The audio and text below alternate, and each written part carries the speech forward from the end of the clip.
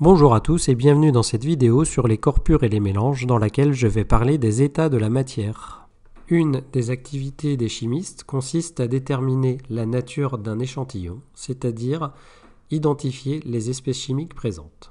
L'identification de ces espèces peut se faire par des méthodes physiques qui sont par exemple la détermination de la température de changement d'état. Si on utilise un solide, par exemple, on prendra un Bancoffler, ou alors la détermination de sa masse volumique ou de sa densité. Je vais m'intéresser dans cette vidéo à la température de changement d'état, en commençant par rappeler les différents états de la matière. Je vais commencer avec l'état solide. Donc, l'état solide est un état condensé et ordonné. Cela signifie ici que les constituants sont collés les uns aux autres, c'est la notion ici de condensé, et vibrent autour de leur position d'équilibre. Ici, c'est la notion d'ordonnée, c'est-à-dire que les constituants sont immobiles, restent autour d'une position, et ils ne peuvent donc pas se déplacer. Et un solide a une forme propre. Deuxième état avec cette fois l'état liquide.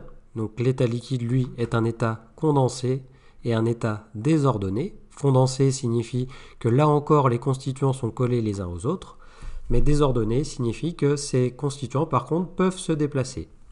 Dans ce cas, un liquide n'aura pas de forme propre et il prendra la forme du récipient qui le contient.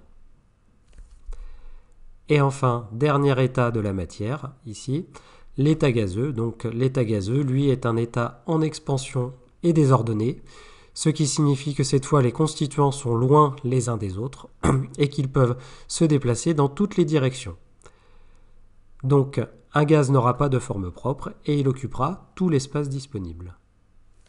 Tout échantillon de matière pourra passer d'un état à un autre état, c'est ce que l'on nomme les changements d'état.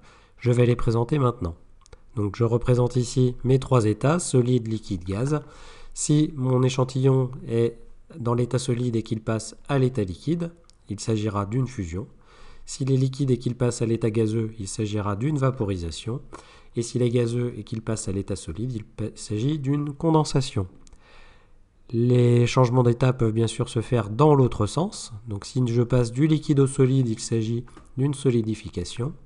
Du solide au gaz, d'une sublimation. Et enfin, du gaz au liquide, d'une liquéfaction.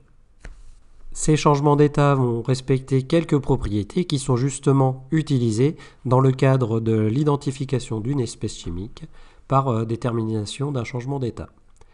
Première règle ou propriété, un changement d'état se fait toujours à température constante si l'espèce est pure. Donc la connaissance d'une température de changement d'état constante nous indiquera ici que l'espèce est pure ou non. Ensuite, la température pour passer d'un état à un autre est la même pour le passage dans l'autre sens, donc déterminer la température de fusion ou déterminer la température de solidification, en fait, revient au même. Et enfin, la température de changement d'état dépend de la pression. Donc ça signifie que par exemple pour les gaz, ce sera une technique qui sera peu utilisée. Par contre, pour déterminer la température de changement d'état d'un solide ou d'un liquide, ce sera tout à fait pertinent. Je vais présenter maintenant une application de l'identification avec le Bancoffler, donc en présentant l'identification de l'acide benzoïque. Donc l'acide benzoïque est un solide blanc qui a une température de fusion θF qui vaut 122 degrés Celsius. Donc s'il s'agit d'un solide, je vais utiliser un Bancoffler. Un Bancoffler est une plaque métallique sur laquelle on a un gradient de température. Cela signifie que la température évolue progressivement d'une extrémité à l'autre. Je commence par déposer un peu de solide à une extrémité du banc et je déplace progressivement ce solide jusqu'à avoir un instant où mon solide va fondre. Donc je me retrouve avec une ligne où d'un côté j'ai un liquide, de l'autre côté un solide. La séparation entre les deux correspondant à l'endroit où j'ai ma température de fusion. Je lis la température de fusion sur les graduations et j'obtiens ici une température de 122 degrés Celsius. L'échantillon donc, que j'ai placé sur le Bancoffler correspond donc bien à de l'acide benzoïque.